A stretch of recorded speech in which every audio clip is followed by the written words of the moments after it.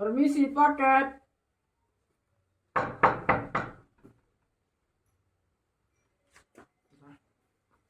Mas.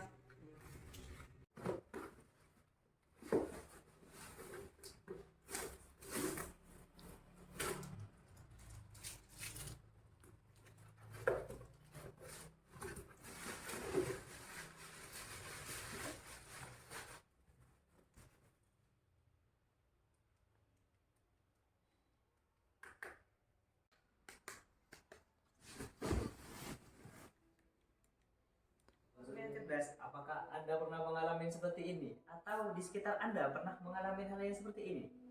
Lalu bingung mau ngapain? Kita punya solusinya. Oke, sebagai konsumen yang cerdas, kita harus memahami hak dan kewajiban konsumen. Yang pertama adalah kita harus mengetahui kewajiban konsumen, yaitu hak konsumen yang pertama, yaitu konsumen berhak mendapatkan barang yang sesuai dengan pesanan, nyaman, dan aman, dan sesuai dengan yang dijanjikan.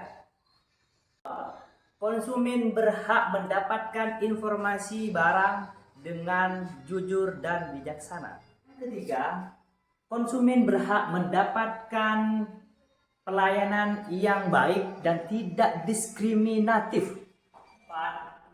Konsumen berhak mendapatkan perlindungan sengketa. Kelima, konsumen berhak mendapatkan kompensasi dan ganti rugi apabila barang tidak sesuai dengan yang dipesan. Namun, jangan lupa kita sebagai konsumen yang cerdas, selain kita memahami tentang hak kita, kita juga patut memahami tentang kewajiban kita sebagai konsumen. Antara lain, 1. Membaca dan memahami prosedur yang sudah ditentukan sesuai apa yang ditentukan. 2. Beriktikad baik dalam melakukan transaksi pembelian. 3. Membayar sesuai dengan ketentuan yang sudah sesuai dengan nilai tukar yang dipakai. Sebagai konsumen yang cerdas, kita tenang sekarang. Ada BPKN, Badan Perlindungan Konsumen Nasional Republik Indonesia.